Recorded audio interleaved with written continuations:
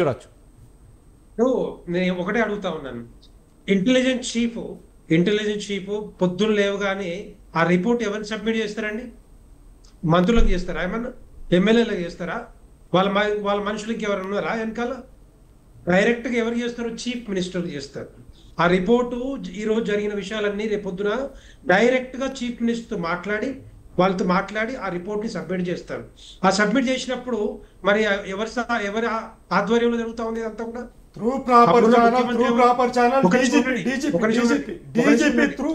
ఒక నిమిషం ఉండండి. ముఖ్యమంత్రి ఎవరు ఆ టైంలో ఉన్నది? ఎవరికి సబ్మిట్ చేస్తుంటారు? రిపోర్ట్ ఎవరికి ఇస్తుంటారు?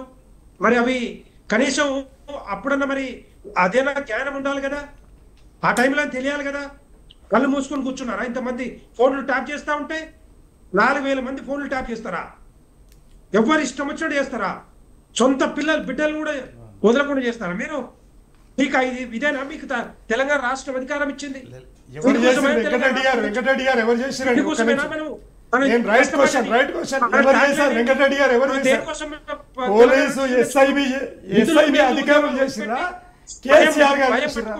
మీకు అధికారం రావాలని లక్ష్యంగా మీరు ఇష్టం వచ్చినట్టుగా భయభ్రాంతులు చేసి వాళ్ళందరూ రాజకీయ నాయకులతో పాటుగా అందరినీ భయభ్రాంతులు చేసి బ్లాక్మెయిల్ చేసి డబ్బుతో గుంజుకుంటారా మీరు?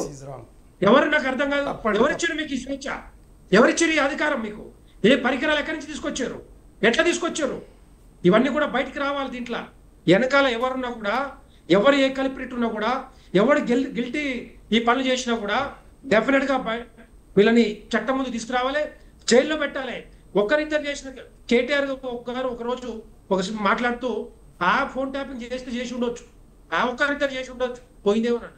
ఒక్కరిద్దరు కాదు, ఇక్కడ జరిగింది 4000 మంది. అంత ఈజీగా తీసుకుంటారా ఒక్కరిద్దరు చేస్తే? ఏమైనా మావోయిస్టులు ఉన్నారు ఇక్కడ? ఏమన్నా టెర్రరిస్టులు ఉన్నారు ఇక్కడ తెలంగాణ రాష్ట్రంలో? ఇష్టం వచ్చినట్టు చేస్తారా ఏమంటారా? దీనికి అందరూ డెఫినెట్ గా ఎవరైతే వెనకాల ఉన్నారో పాస్లు సుప్రీంలో ఇంకో పెద్ద తలకాయో వాళ్ళని ముందుకు చట్టం ముందు తీసుకురావాలి, వాళ్ళని గుంజుకొచ్చి జైల్లో పడేయాలి. ఎట్టి పరిస్థితుల్లో మళ్ళీ ఇంకోటి చేయకుండా ఇట్లాంటి పనులు. Right to privacy, right to live, right to freedom, right to ఏది మన ఫండమెంటల్ రైట్స్ భంగం కలిగించే విధంగా కాల రాస్తూ ఇష్టం వచ్చేది చేయడం అనేది డెఫినెట్ గా ఎవ్వరు కూడా ఒప్పుకునే సమస్య లేదు. ఎమ్మెల్సీని కొననీకే కుట్ర వన్నిన చంద్రబాబు నాయుడు గారు, రేవంత్ రెడ్డి గారు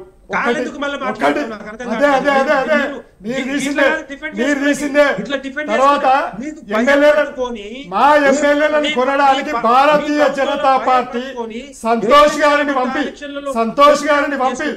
ఏదైనా కుట్ర చేసిందో ఆ రెండు పార్టీల కుట్రలను మేము భగ్నం చేసినందుక నాకు అర్థం కావట్లేదు. మీకు భయం ఎందుకు? ఎప్పుడు భయపడుతున్నాడండి? ఎప్పుడు భయపడతా ఉన్నాడు? మీరు భయపడతా ఉన్నారు.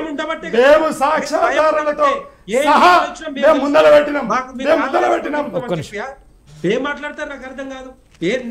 మీకు భయం పట్టుకోనే కావాలి. భయం ఉంది కాబట్టి మీ ఇష్టం వచ్చినట్టుగా అందరి మీద అటాక్ చేసుకుంటూ భయభ్రాంతులకు గురి చేసుకుంటూ ఎన్నికల్లో గెలవాలని ఆలోచనతో దుర్మార్గమైన ఆలోచన ఇలా మీరు చేసేది నాకు అర్థం కావట్లేదు. ఈ ఫోన్ ట్యాప్ని పట్టుకొని అందరూ భయపడతారా? మా జాతీయ ప్రధాన కార్యదర్శిని కూడా ఆ రోజు లేదు కాదు పోదు అంటే కూడా ఆ రోజు మీరు అదే ఎమ్మెల్యే కొనుగోలు విషయంలో భయభ్రాంతులు బీజేపీని బ్లేమ్ చేయడానికి ట్రై చేశారు. ఇప్పుడు బయటకు వస్తారు ఒక్కొక్కటి. పెన్ డ్రైవ్ ఎవరున్నారు, ఎక్కడి నుంచి అప్లోడ్ అయిందో అవన్నీ కూడా బయటకు వస్తాయి. ఫండమెంటల్ రాజ్యాంగం ఇచ్చింది సొంత రాజ్యాంగాన్ని తుంగలో దొక్కేసినట్టు, సొంత రాజ్యాంగాన్ని నడిపించినట్టు ఇష్టం వచ్చినట్టు చేయడం ఇది తప్పు కదా. ఇది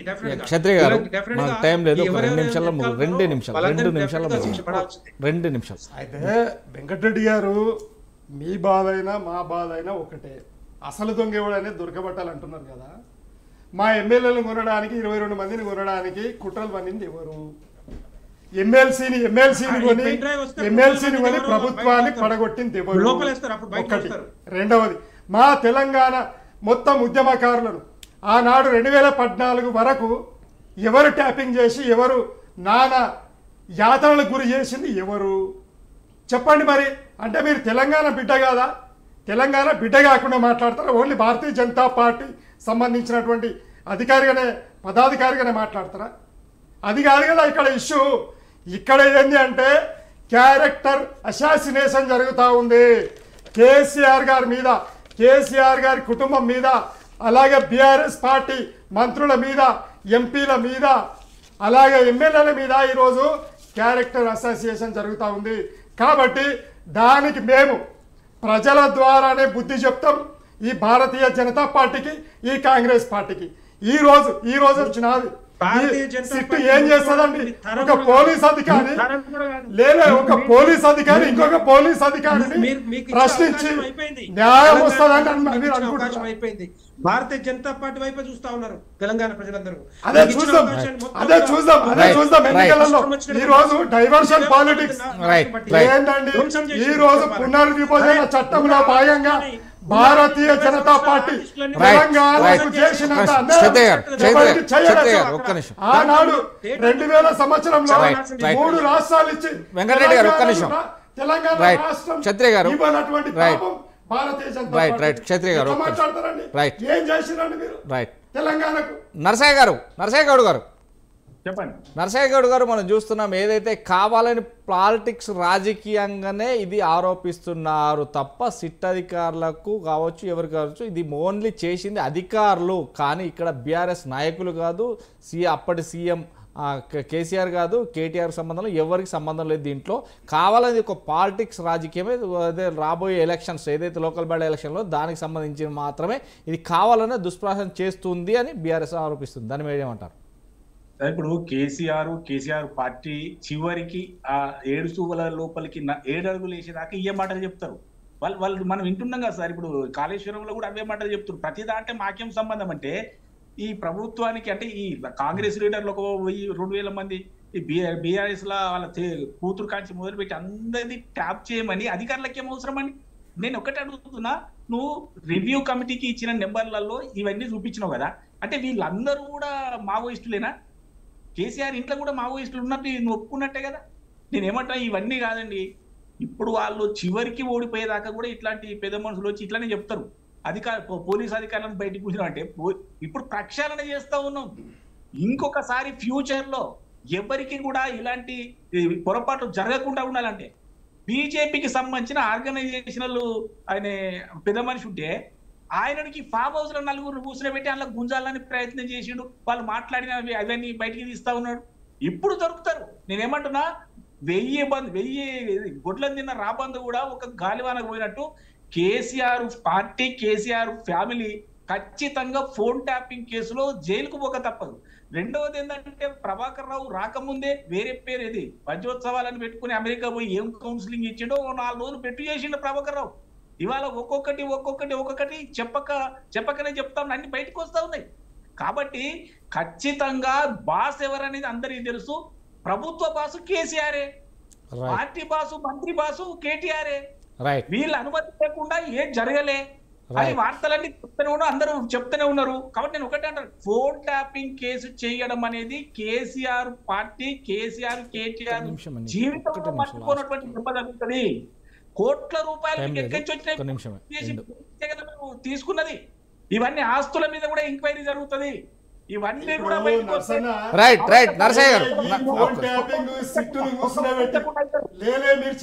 ఏంటంటే ఫోన్ ట్యాపింగ్ సిట్టును కూర్చునబెట్టి 4000 మంది దగ్గర బ్లాక్ మెయిల్ చేసి పైసలు గుంజదలుచుకురా, పైసలు గుంజదలుచుకురా అంటున్నా. ఏం చేస్తారు, ఏం సాధిస్తారు అంటున్నా. మీరు ఏమీ చేయలేరు. ముఖ్యమంత్రి కుర్చీ మీద కూర్చున్నాడు Revanth Reddy garu, top blackmail. Hyderabad blackmail చేసి డబ్బులు సంపాదిస్తారు. తెలంగాణ ప్రజలను, తెలంగాణ నాయకులను, తెలంగాణ ఉద్యమకారులను ఏది క్యారెక్టర్ అసాసినేషన్ చేస్తారు.